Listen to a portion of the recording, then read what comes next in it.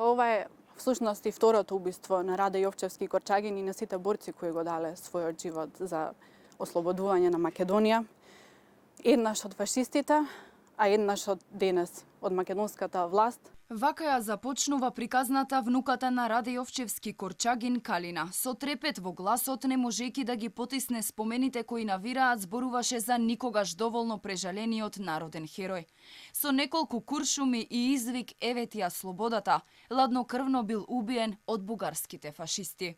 Имал само 23 години, кога во заседа го убиле негде овде во Ново Мало и го оставиле неговото безживотно тело да лежи со сати, се со цел за што повеќе народ да се исплаши и да види дека можеби некој од нив ќе биде следен доколку се побуни против бугарскиот фашизам.